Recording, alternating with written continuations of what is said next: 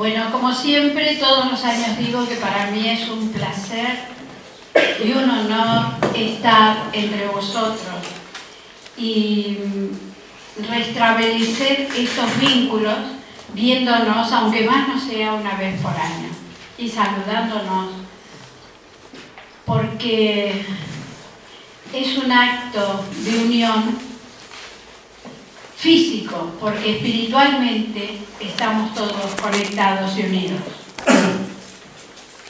Bien, el tema de hoy, que es la transformación interna,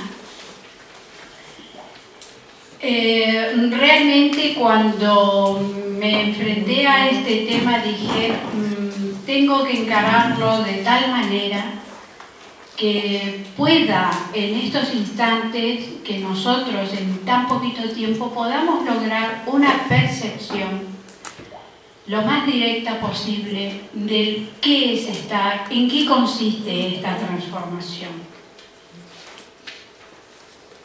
El señor Olcott, el coronel Olcott, habló por primera vez, esto lo he sacado de los anales de la historia de la Sociedad Teosófica, y con su usual optimismo práctico dijo: este es el trabajo de la Sociedad Teosófica, despertar el mundo a la verdad de estos profundos temas y unir esta verdad con la actitud moral y la entrega ética que siempre debe acompañarla si se quiere beneficiar al mundo. Punto primero e inicial para comenzar esta transformación. Y hay algo que siempre nos queda como un poco flotando y en el cual no tomamos total conciencia. Y es el hecho de que nuestra transformación no es exclusivamente para nosotros, porque hasta es egoísta pensar de esa manera. Esto que estamos haciendo en la Sociedad Teosófica, el conocimiento que recibimos, el conocimiento que damos y que transmitimos, tiene que estar basado en un trabajo para la humanidad. Este es el punto inicial, esta es la base. Después habla el coronel Olcott sobre una ética, una moral, etc. Pero fundamentalmente se basa en ese gran amor a la humanidad. Y por amar a la humanidad vamos a cambiarnos a nosotros mismos. ¿No cambia un poco la perspectiva? Yo creo que es fundamental que tengamos claro que primero tenemos que saber de dónde venimos. Si no conocemos nuestros auténticos orígenes, jamás sabremos a dónde tenemos que volver. Esto es como que hubiéramos salido, este es el cuento de Hansel y Gretel, ¿vale? Que salen de la casa y se pierden. Esta es la famosa leyenda, no leyenda, sino que en la Biblia está en el Edén, está Dios, ha creado a Adán, y Adán estaba por ahí pululando en el jardín y de pronto Dios grita y dice: ¿dónde estás, Adán? Pero este Señor, Dios omnipotente, omnipresente, omnisapiente, ¿cómo? ¿Por qué grita y dice: ¿dónde estás, Adán? Si era el único que había creado y que tendría que andar por ahí. Entonces, ¿para qué lo llama? Y entonces Adán le dice: aquí estoy, escondido. ¿Qué os evoca esta imagen? Estamos escondidos de nuestra realidad. Estamos perdidos.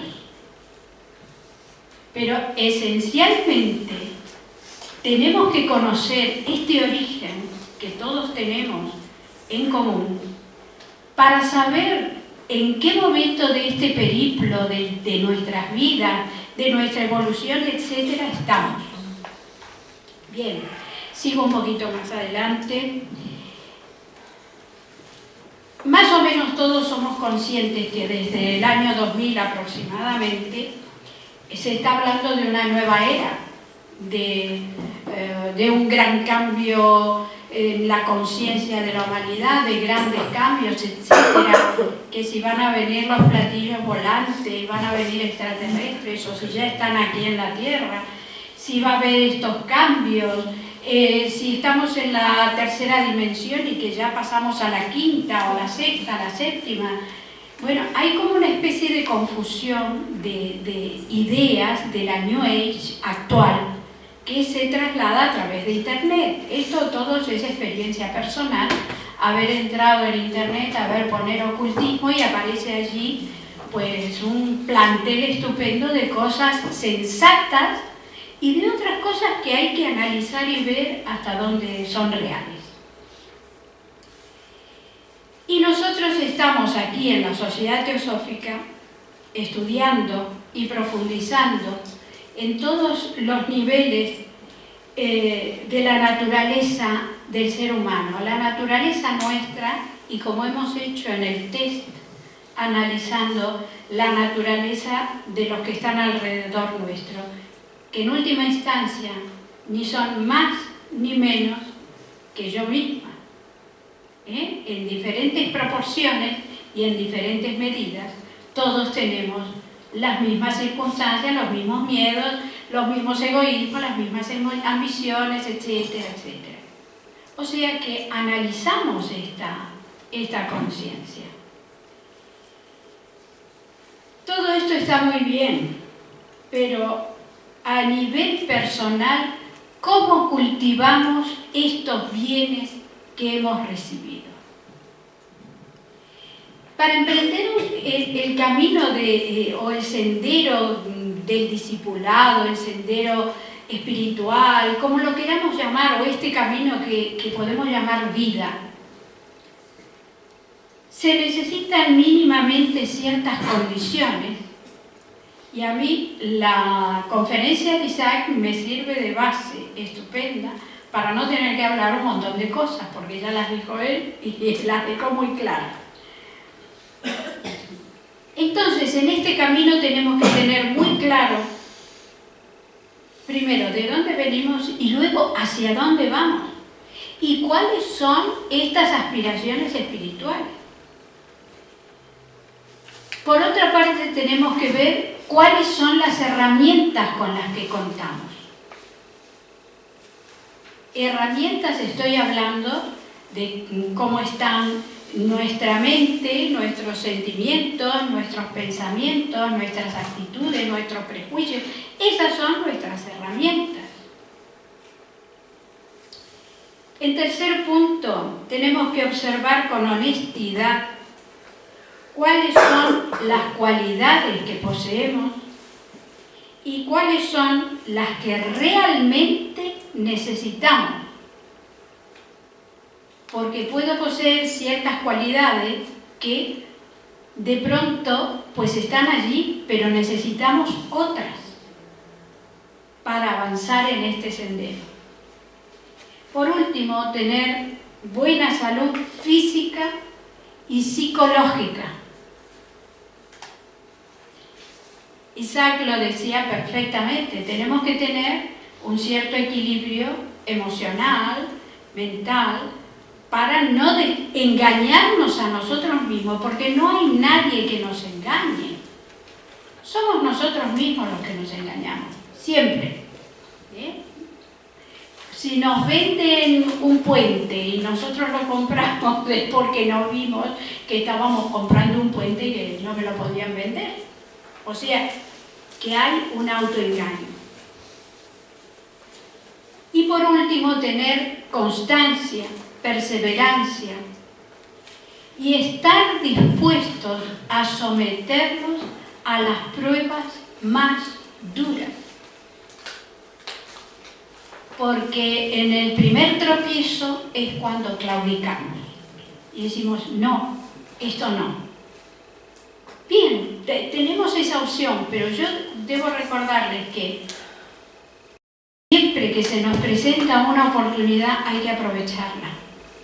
Se dice que el Buda aprovechó todas las oportunidades que se le brindaban en la vida y hizo toda su carrera humana, por así decirlo, rápidamente, fue rápido, porque aprovechó cada circunstancia que se le presentaba por delante.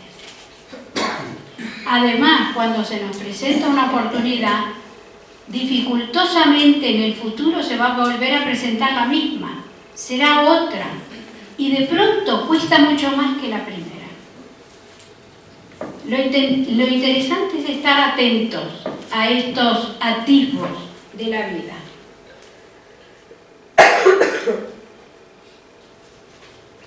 HPB actuó en su vida, durante su vida, como instructora y como maestra. Y quiero hacer aquí un pequeño distingo entre maestro e instructor. Yo instructor lo veo como aquel que es como una especie de prospecto. Podemos tener un prospecto y leerlo, un libro, nos instruye, nos dice, nos da ciertas indicaciones. Pero un maestro es el que tiene la capacidad de ensanchar nuestra conciencia, de hacernos conectar con nuestra propia esencia espiritual. Ese es un maestro. Ella, todos sabemos que ella escribía cantidad de cosas, yo creo que ella nació con una pluma en sus manos porque estuvo escribiendo toda su vida cuando se dedicó a escribir la doctrina secreta y sin velo. Hay que ver que no tenía un ordenador y que para corregir algo que había escrito, ella escribía y pegaba un papelito encima y a veces eso era como una especie de pegote que crecía y crecía porque corregía y corregía. Esto a mí me resulta interesante, es una anécdota de que todos pensamos de que Blavatsky era como una especie de medio, que venía un maestro y le decía lo que tenía, entonces ella escribía automáticamente. No, ella razonaba, ella sabía lo que estaba escribiendo. Eventualmente, en determinados momentos ella tenía inspiración, ella estaba inspirada, pero cuando no estaba inspirada y le costaba plasmar una idea, se podía tirar toda una mañana desechando hojas y tirándolas porque el maestro le decía no es así, pero ella tenía que hacer el esfuerzo para escribirlo correctamente. Digo esto porque ella misma, cuando terminaba de escribir sus frases, sus escritos, a la persona que estaba con ella se la daba para que la leyera, para pulsar la opinión, para ver si se entendía, para ver si estaba claro. Y entonces ella les decía, dice, quizás usted interprete algo más de lo que yo no veo. Fíjense ustedes que por un lado la humildad que tenía y por otro lado conocedora y sabedora de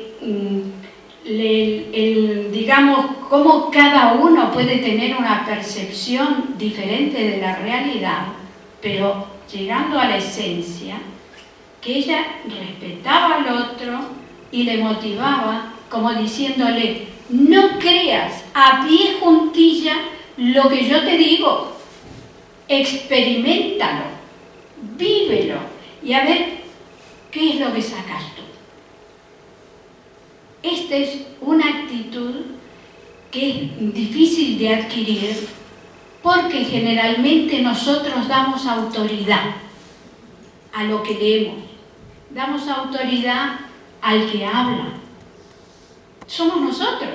No es ni el libro ni la persona, pero nosotros enseguida endiosamos, enseguida colocamos, esto es inamovible. No, ella lo que nos quería decir es que justamente aunque lo escribiera ella, aunque lo hubieran dictado los maestros, tenía que pasar por el propio crisol nuestro. Esto nos hace tener cierta sensibilidad y percepción que es un desarrollo, es una herramienta más para este camino. Tener la intuición propia, no la intuición del libro, no la intuición de las palabras bonitas de un conferenciante, sino la intuición interna de qué es lo que yo estoy buscando y percibirla, si es verdad o no es verdad. Ahí está.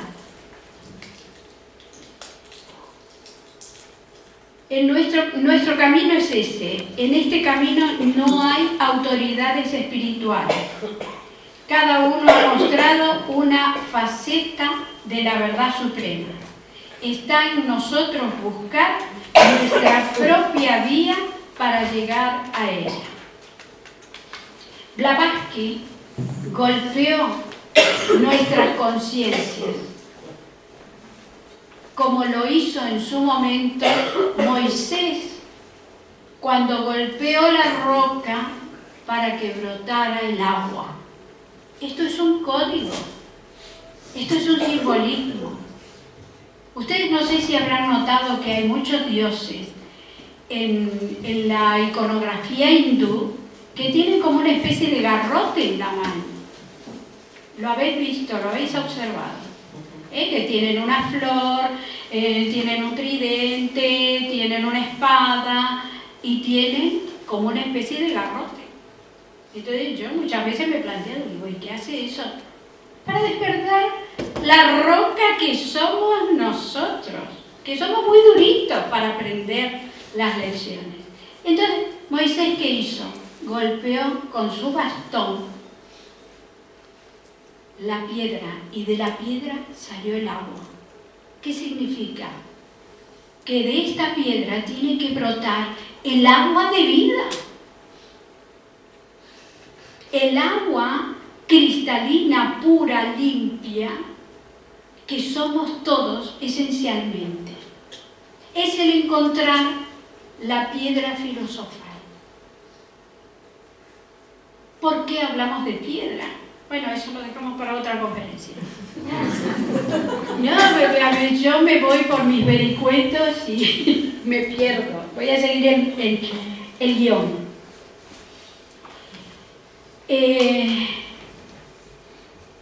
Hay una vía que tanto en el cristianismo como en el judaísmo se habla, y que es la vía del arrepentimiento. ¿Cómo suena esa palabra? Suena fatal. Suena a esos golpes en el pecho, yo me arrepiento por mi culpa y no sé qué, ¿no? Pero realmente, quitando esa iconografía superflua, el arrepentimiento significa el tomar conciencia de los actos cometidos. Es tan simple como eso. En el judaísmo hablan de tikkun en vez de hablar de karma. Nosotros hablamos de acción, reacción, etc. Y ellos hablan de restitución. Y a mí me gustaría agregar a la palabra esta que usamos como karma, el de reconstrucción, el de restituirnos. ¿A qué? Ahora lo vamos a ver. Y no quería dejar de dar una pincelada alquimista a esta charla, porque si a Isaac le dicen que es muy psicólogo en sus charlas, pues yo iré cogiendo la fama de que soy muy cabalista y muy alquimista. Pero realmente ambas vías me han enseñado mucho, os las recomiendo, porque, vamos a ver, la señora Blavatsky, cuando era muy jovencita, Y cuando era niña, ella soñaba con un personaje. Ella tenía sueños con un señor que la protegía. Y era su maestro. El que más tarde, cuando tenía 20 años, conoció en carne y hueso. Su maestro. Y entonces ella, hay que ver en qué época vivió, no vamos a entrar ahí. Ella vivió en un entorno tan peculiar que ella se vinculaba con príncipes, condes, etcétera, porque era así la sociedad rusa en aquella época. Y entonces tenía una biblioteca a su disposición en las cuales había libros de alquimia, todos los que quisiera y más de los que necesitaba. Entonces ella tenía conversaciones con el dueño de esa biblioteca, era un príncipe, y le decía, tengo textuales sus palabras, dice, en una carta de ella al príncipe Korsakov, le dice, buscaba lo desconocido. Si comenzara a hablarle de alquimia, de la unión o matrimonio de la Virgen Roja con el mineral astral de la piedra filosofal, que significaba la unión del alma y el espíritu. Me enviará al demonio, ella diciéndole lo que le iba a decir a su maestro el día que se encontrara con él. Aún así, seguramente cuando expongo el tema, debo utilizar los términos apropiados que correspondan a este tema. En ella estaba una semilla muy grande que ya había germinado, por supuesto. Su encuentro con el maestro fue X, B, Z. Yendo a esta beta alquimista, el alquimista habla del vitriol. El vitriol se compone de varias palabras en latín que quieren decir visita el interior de la tierra y rectificando encontrarás la piedra.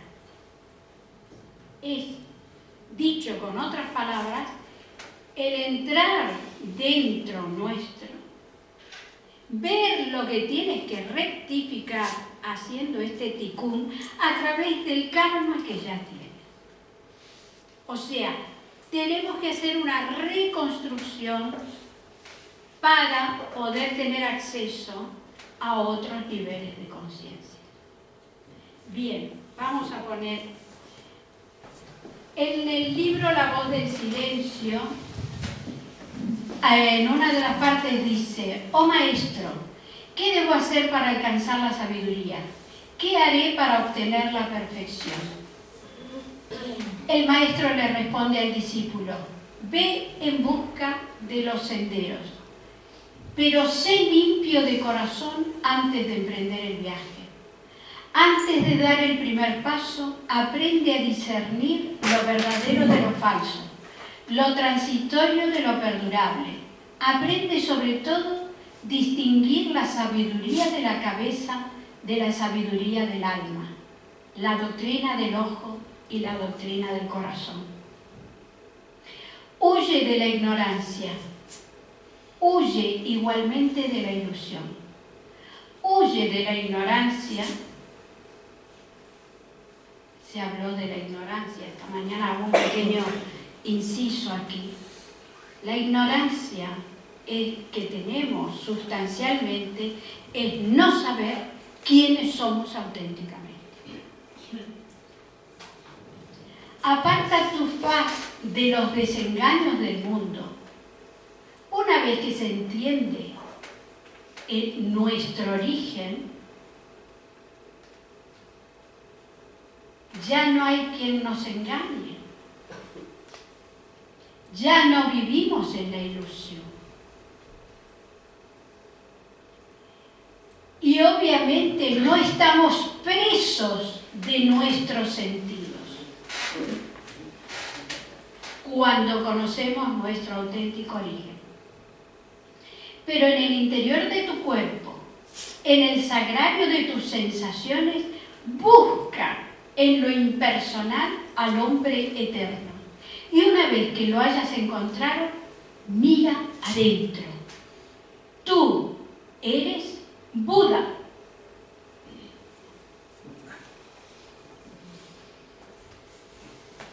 ¿Cómo nos quedamos? 5 minutos. Fenomenal, vamos a avanzar rápidamente. En la voz del silencio dice, vestirse con el... No, pero... Vestirse con el humilde manto del Nirmanakaya es renunciar a la bienaventuranza eterna para el yo, ayudar a la salvación de la humanidad. Cuando hablamos de transformación de la conciencia, todo nuestro ser ha de reconstruirse o regenerarse y es como nacer de nuevo. En las escuelas mistéricas se simboliza esta situación abandonando los ropajes de la vida profana y se adoptan nuevas vestiduras, especialmente blancas, indicando la inocencia y la pureza. Luego, acorde con las nuevas etapas, los ropajes cambian. El Mahatma Kache habla de los poderes deíficos, refiriéndose a las vestiduras de Nirmanakaya, Sambhogakaya y Dharmakaya, que las podemos ver en este nivel. Este es el absoluto. Recién aquí estaría el átmico, búdico, el cuerpo causal, el mental, el astral.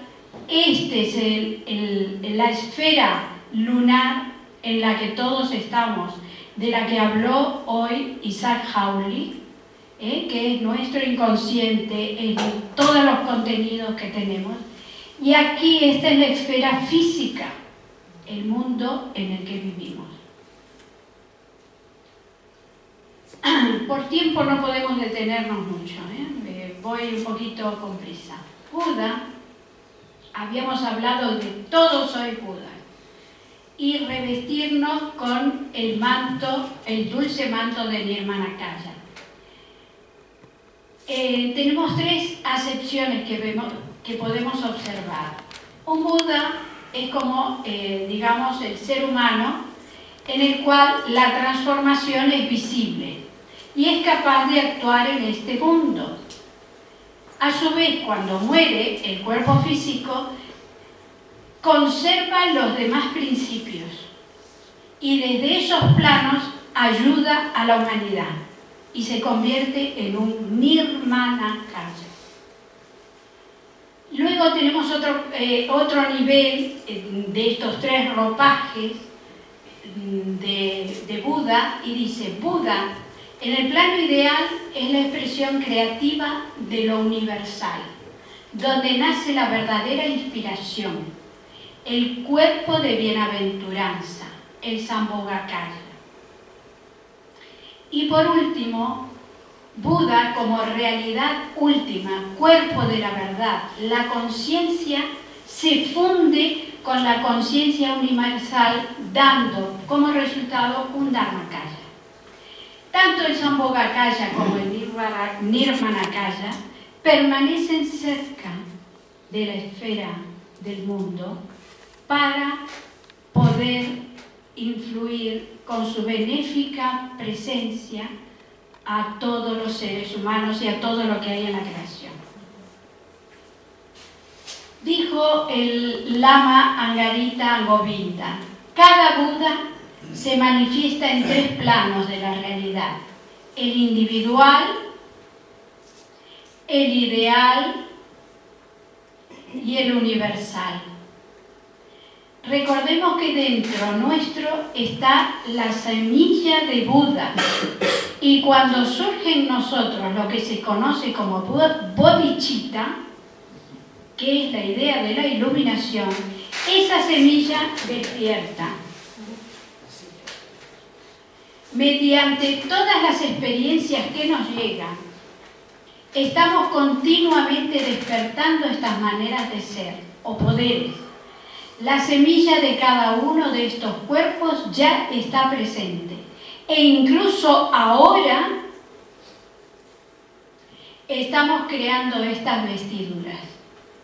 En los grandes adeptos, estas vestiduras se revelan autoconscientemente y van actuando paulatinamente. En nuestra etapa solo las vamos tejiendo de una manera inconsciente.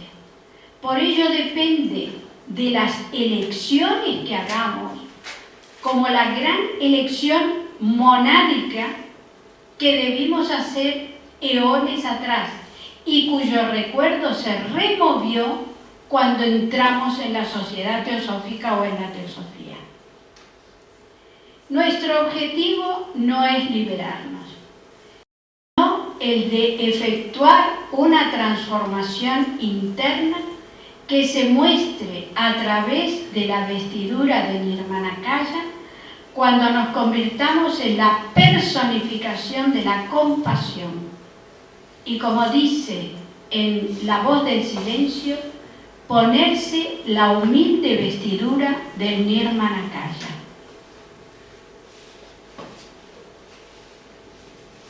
La Voz del Silencio dice: el horno de la vida humana y de su negro humo se elevan raudas llamas purificadoras que, remontándose por debajo del ojo kármico, tejen al fin la tela gloriosa de las tres vestiduras del sendero.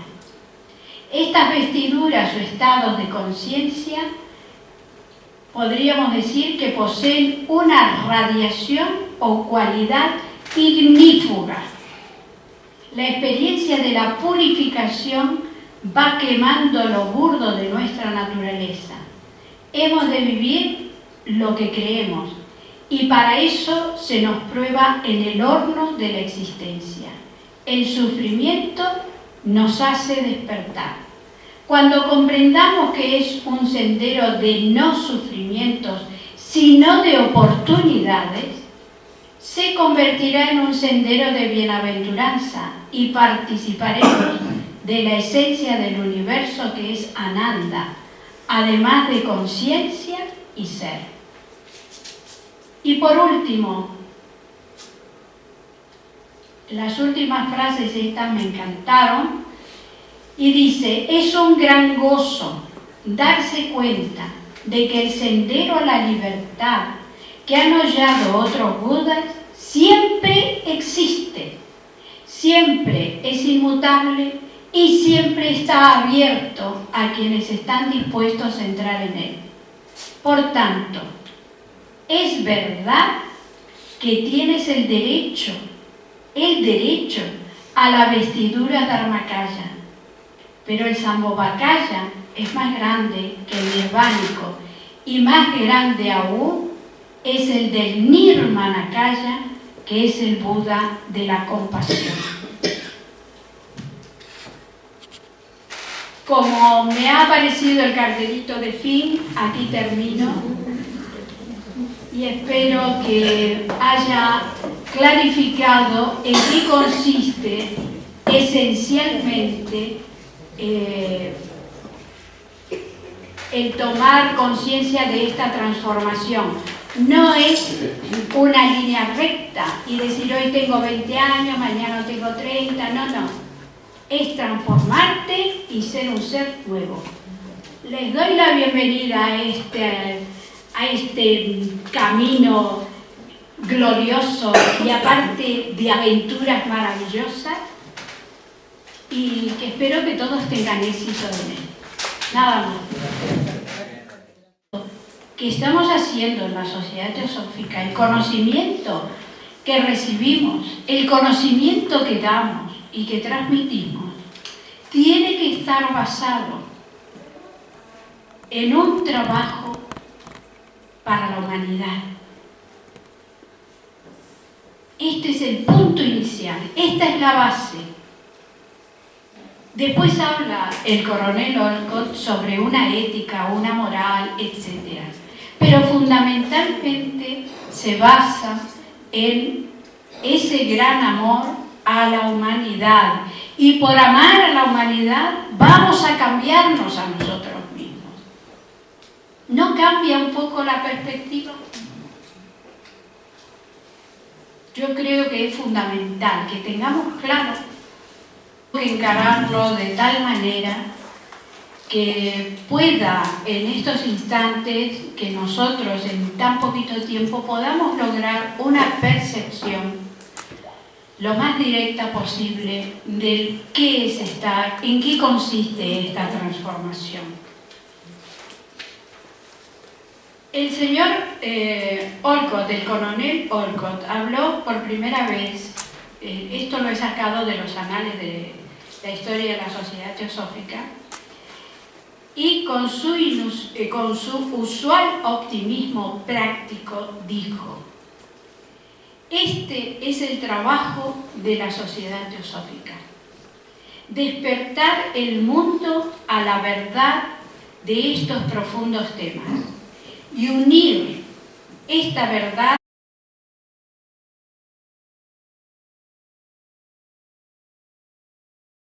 Bueno, como siempre, todos los años digo que para mí es un placer y un honor estar entre vosotros y restablecer estos vínculos viéndonos, aunque más no sea una vez por año, y saludándonos, porque es un acto de unión físico, porque espiritualmente estamos todos conectados y unidos. Bien, el tema de hoy, que es la transformación interna, realmente cuando me enfrenté a este tema dije, primero tenemos que saber de dónde venimos. Si no conocemos nuestros auténticos orígenes, jamás sabremos a dónde tenemos que volver. Esto es como que hubiéramos salido, este es el cuento de Hansel y Gretel, ¿vale? Que salen de la casa y se pierden. Esta es la famosa leyenda, no leyenda, sino que en la Biblia está, en el Edén, está Dios, ha creado a Adán, y Adán estaba por ahí pululando en el jardín y de pronto Dios grita y dice: ¿dónde estás, Adán? Pero este Señor, Dios omnipotente, con la actitud moral y la entrega ética que siempre debe acompañarla si se quiere beneficiar al mundo. Punto primero e inicial para comenzar esta transformación. Y hay algo que siempre nos queda como un poco flotando y en el cual no tomamos total conciencia. Y es el hecho de que nuestra transformación no es exclusivamente para nosotros, porque hasta es egoísta pensar de esa manera. Esto